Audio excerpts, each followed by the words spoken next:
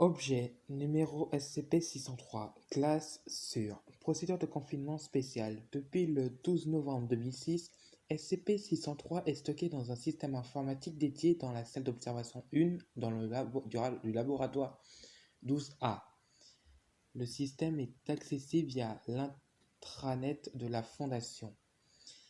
Les membres du personnel souhaitant accéder à SCP-603 doivent demander un mot de passe temporaire lui permettant d'accéder au système. Un mot de passe standard permettant d'accéder à SCP-603 expirera 24 heures après usage. Si un accès à SCP-603 de plus de 24 heures après est nécessaire, veuillez contacter le Dr Brown. Il est interdit d'accéder physiquement à la salle d'observation 1 sans autorisation directe du Dr Brown.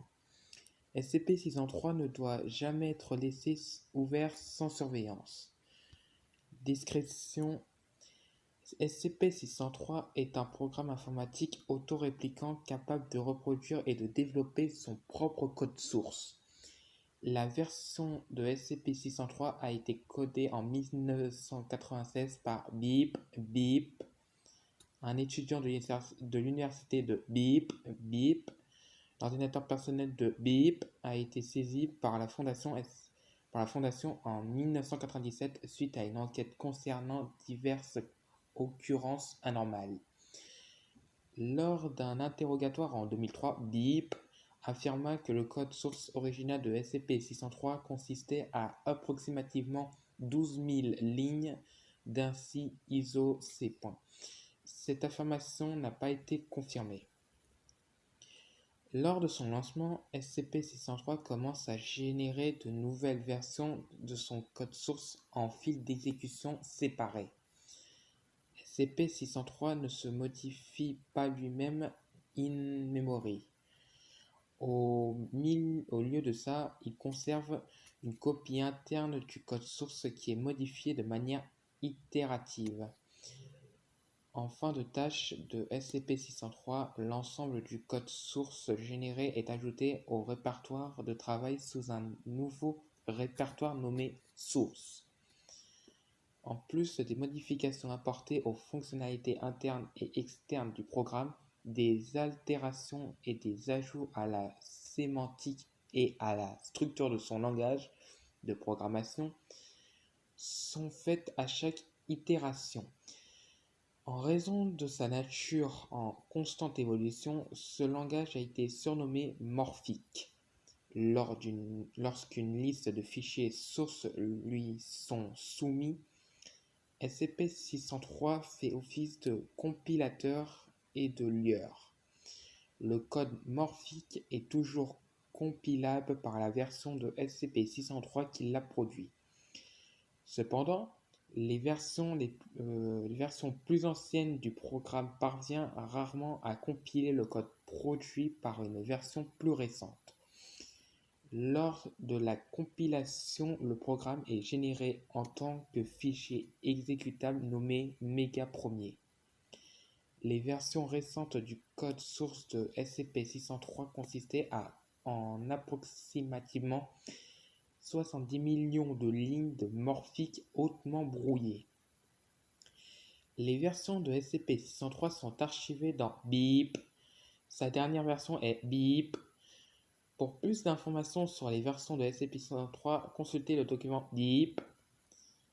Lorsque SCP-603 est laissé ouvert sans interruption, il générera une suite de nombres premiers croissant à partir de 2 et les affichera sur les dispositifs de sortie disponibles. Lorsqu'un nombre super premier est atteint, il a une chance qu'une fenêtre accélérée par GPU s'ouvre. Le contenu de cette fenêtre varie. Ce processus est déterministe. La même version de SCP-603 ouvrira toujours une fenêtre au même super premier et affichera la même scène. Si la scène accepte une forme de commande de la part de l'utilisateur, entrer la même commande à différentes exécutions donnera le même résultat. La plupart des scènes ne sont pas accessibles que par une seule version du programme. Cependant, certaines scènes persistent à plusieurs compilations, souvent à des variations. Il est fréquent que ces scènes persistantes évoluent à chaque version de SCP-603, bien que certaines, comme Mourir, soient restées identiques depuis leur première itération. Les scènes les plus récurrentes de SCP-103 sont documentées ci-dessous. D'autres scènes enregistrées sont documentées dans le dossier supplémentaire 603-FT-2012. Mourir, entre crochets, SCP-603-44. Mourir se présente comme un jeu d'aventure textuel interactif. Lorsque Mourir est lancé, le passage suivant est affiché à l'écran. Le martèlement dans votre tête s'intensifie tandis que vous vous débattez dans les ronciers acérés. Vous fixez à travers la brume derrière vous la silhouette du vieux phare un peu plus au nord, la moindre étincelle d'espoir condamnée à jamais par vos pathétiques exploits. Un fantasme disant et hors d'attente, vous savez qu'il n'y a pas de retour possible. Une barre de recherche apparaît sous le message où le joueur peut entrer des commandes et envoyer en tapant la touche Entrée. Entrez la commande Regarder réaffiche le passage précédent à l'écran. Tenter la commande Aller au nord résulte en le message vous ne pouvez pas aller au nord. Tenter de déplacer dans n'importe quelle autre direction résulte en un message similaire. Tenter d'effectuer n'importe quelle autre action résulte en le message vous ne pouvez pas faire entre crochets X ou entre crochets faire X et l'action entrée par l'utilisateur. Tenter d'effectuer des actions sur des objets tels que ramasser pommes résulte en un message il n'y a pas de pommes ici ou similaire. À ce jour, la seule commande connue à être acceptée par le jeu est Mourir. Lorsqu'il entre la commande, le joueur subit un arrêt cardiaque instantané et le message tandis que le monde autour de vous s'obscurcit. Vous savez que vous méritez les conséquences de vos actes. S'affiche à l'écran, le message restera à l'écran jusqu'à ce que le processus de SCP-603 soit arrêté. L'effet de la commande Mourir se produit même si le système est utilisé à distance. Si deux personnes ou plus participent à entrer la commande, tous les participants sont affectés. Par exemple, si une personne entre le mot « mourir » et qu'une autre appuie sur la touche d'entrée, les cœurs des deux joueurs s'arrêteront simultanément. Il n'y a actuellement pas été déterminé s'il était possible de gagner Mourir. Si Mourir se lance durant une session avec SCP-603, il est recommandé de simplement arrêter le processus de SCP-603. Il est possible de réanimer les utilisateurs affectés par la commande Mourir en effectuant un massage cardiaque. Toute expérience supplémentaire concernant les effets de Mourir doit être menée dans une unité de traitement médical à la discrétion du Dr Brown. Capture d'écran de Jacob prise le 4 février 2008. Apprendre ou à laisser. Jacob, entre crochets SCP-603-20. Jacob est une intelligence artificielle se manifestant sous la forme d'un triangle équilatéral multicolore sur fond noir. Les angles supérieurs, à gauche et droite du triangle, sont respectivement rouge, vert et bleu. Ces couleurs sont interpolées entre les points de manière à remplir le reste du triangle.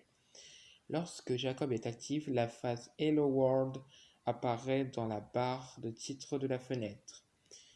Depuis le 2 février 2006, les utilisateurs peuvent conserver avec Jacob en tapant les phrases dans la zone de saisie en bas de la fenêtre et en tapant la touche Entrée. La réponse de Jacob apparaîtra en texte blanc en gras au-dessus du triangle et restera à l'écran jusqu'à ce qu'elle soit remplacée par la réponse suivante. La réponse de Jacob apparaîtra toujours immédiatement après que la touche entrée ait été pressée. Lorsque le processus de SCP-603 est arrêté, la mémoire de Jacob est effacée. En raison des cas de détresse psychologique que cela a pu causer par le passé, il est recommandé que les communications avec Jacob se limitent au personnel n'ayant que peu ou pas de tendance à l'anthropomorphisme.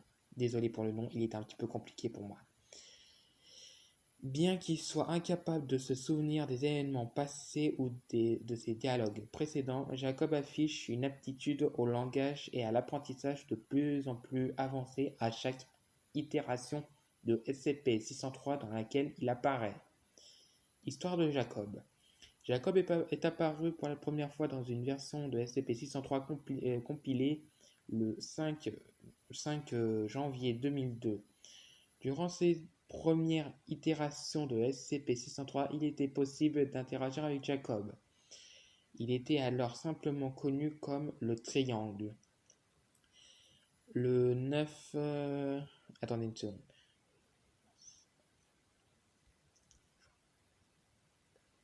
Le 9 septembre 2004, désolé, j'étais un petit peu perdu.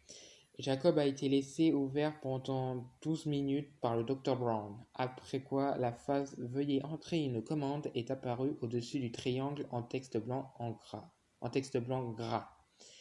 Le Dr Brown a procédé à taper le mot « Bonjour ». Le programme n'a donné aucune indication portant à croire que les touches pressées étaient prises en compte par le programme.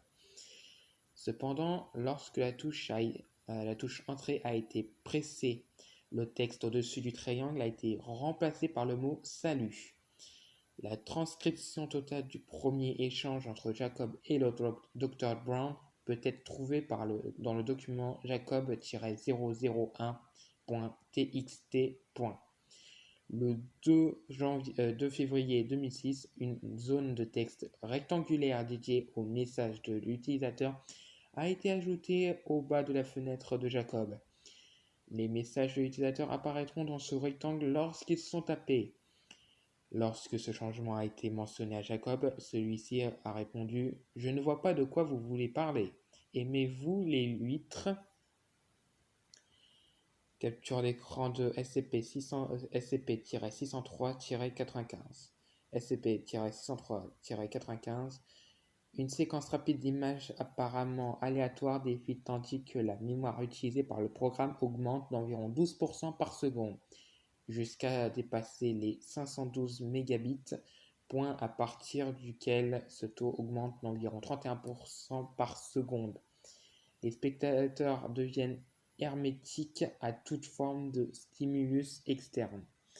Masquer l'écran de l'ordinateur durant les 5 à 10 premières secondes empêchera généralement ces effets, mais un visionnage prolongé maintiendra le spectateur affecté jusqu'à l'arrêt du processus de SCP-603. Lorsque la mémoire consommée dépasse les 512 mégabits, les spectateurs affectés sont pris de divers maux, notamment de saignement des yeux et de la gorge et d'apparitions rapides et violentes de rides au niveau des bras et des jambes. De nombreux spectateurs relâchent involontairement leur sphincter. SCP-603 plantera si le système arrive à court de mémoire disponible, auquel cas les spectateurs affectés prendront connaissance. Le visionnage d'enregistrement de l'écran de SCP-603-95 ne semble pas affecter négativement les spectateurs, à l'exception de ceux souffrant d'épilepsie photosensible. Du coup, c'est la fin. Et je m'excuse aussi pour les nombreux petits problèmes de compréhension que j'ai essayé de parler.